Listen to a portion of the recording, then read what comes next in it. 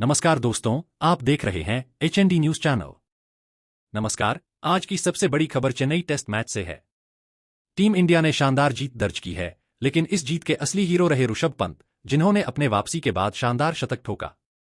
यह पंत की धमाकेदार बल्लेबाजी का नतीजा था, जिसने टीम इंडिया को जीत की दहलीज पर पहुंचा दिया। हालांकि रोहित शर्मा की सोच कुछ और थी। रोहित चाहते थे कि पंत और ज्यादा रन बनाए, हो सके तो 150 तक पहुंचे। जी हां, सुनने में अजीब लग सकता है, लेकिन ऐसा ही हुआ। टीम इंडिया ने अपनी दूसरी पारी को डिक्लेयर कर दिया था, लेकिन उससे पहले कप्तान रोहित शर्मा ने ऋषभ पंत और शुभमन गिल को खुली छूट दे दी थी। लंच के बाद पंत ने आक्रामक बल्लेबाजी का नजारा पेश किया, चौके छक्के की बारिश कर दी और विकेट गिरने की भी परवाह नहीं की। ये खुलासा खुद ऋषभ पंत ने मैच के बाद किया। उन्होंने बताया कि लंच पर जब चर्चा हो रही थी, तो कप्तान रोहित ने उन्हें कहा था, 1 घंटा और खेलेंगे, जितना रन बना सको बना लो। इस बात ने पंत को और प्रेरित किया और उन्होंने सोचा, क्यों न जल्दी से 150 रन बना लूं। हालांकि 150 तो नहीं बने, लेकिन पंत 109 रन बनाकर आउट हो गए।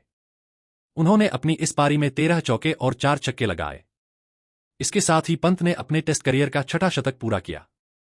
इस शतक के साथ पंत MS धोनी के बराबर पहुंच गए हैं, जो एक भारतीय विकेटकीपर के रूप में शतक बनाने के मामले में सबसे ऊपर हैं। ऋषभ पंत के इस परफॉर्मेंस ने न केवल फैंस को बल्कि क्रिकेट जगत को भी खुश कर दिया। पंत की इस ताबड़तोड़ पारी के बावजूद कप्तान रोहित शर्मा ने जैसे ही विकेट गिरने लगे, पारी घोषित कर दी।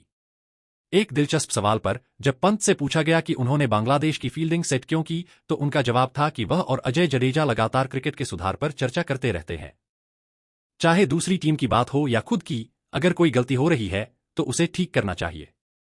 उन्होंने मजाक में कहा कि बांग्लादेश के कप्तान ने भी उनकी बात मान ली जब उन्होंने कहा कि वहां एक फील्डर लगाया जाए। धमाकेदार खेल जारी है और भारतीय टीम की यह जीत सिर्फ एक नाम पर नहीं टिकी है, बल्कि पूरी टीम के सामूहिक प्रयासों का परिणाम है। लेकिन इस जीत के सबसे बड़े नायक रहे ऋषभ पंत, जिन्होंने खेल के दौरान अपनी ताबड़तोड़ बल्लेबाजी से दर्शकों को रोमांचित कर दिया। जैसे ही लंच के बाद पंत मैदान में लौटे, उन्होंने बांग्लादेशी गेंदबाजों पर धावा बोल दिया। उनके आक्रामक तेवर का अंदाजा इसी से लगाया जा सकता है कि कप्तान रोहित शर्मा ने उन्हें और शुभमन गिल को खेलने की पूरी छूट दी थी। पंत ने बिना किसी दबाव के खेलते हुए मैदान के चारों ओर रन बरसाए। लंच तक पंत ने 108 गेंदों पर 82 रन बनाए थे और लंच के बाद उन्होंने ताबड़तोड़ बल्लेबाजी करते हुए महज कुछ ही ओवरों में अपना शतक पूरा किया। 55वें ओवर की चौथी गेंद पर पंत ने 2 रन लेकर अपना शतक पूरा किया। वह 109 रन बनाकर आउट हुए, जिसमें 13 चौके और 4 छक्के शामिल थे। पंत ने इस पारी के साथ अपना छठा टेस्ट शतक बनाया, जिससे वो MS धोनी के बराबर पहुंच गए।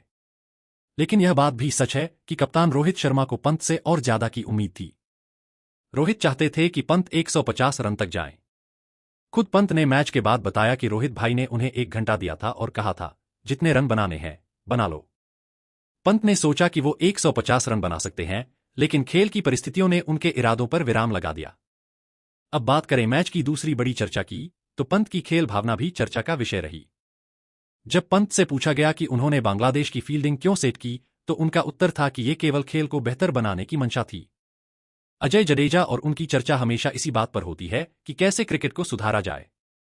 बांग्लादेशी फील्डिंग में गलती थी और पंत ने इसका ध्यान दिलाया, जिसे बांग्लादेशी कप्तान ने भी माना। चेन्नई में इस जीत के बाद अब टीम इंडिया की निगाहें कानपुर टेस्ट पर हैं। पहला टेस्ट जीतने के बाद भारतीय टीम सीरीज को 2-0 से अपने नाम करने के लिए पूरी तरह से तैयार है। क्या टीम इंडिया इस लय को बरकरार रख पाएगी, ये देखना रोमांचक होगा। तो यह था आज का पूरा विश्लेषण, जहां भारत ने अपनी जीत की कहानी फिर से लिखी है और ऋषभ पंत ने अपने बल्ले से कमाल कर दिखाया है। तो कुल मिलाकर चेन्नई टेस्ट में ऋषभ पंत की ये पारी हमेशा याद रखी जाएगी। टीम इंडिया ने पहला टेस्ट जीत लिया है और अब सबकी नजरें कानपुर टेस्ट पर हैं। क्या टीम इंडिया सीरीज को 2-0 से अपने नाम कर पाएगी? ये देखना दिलचस्प होगा। समाप्ति। ब्यूरो रिपोर्ट, हर न्यूज देखो।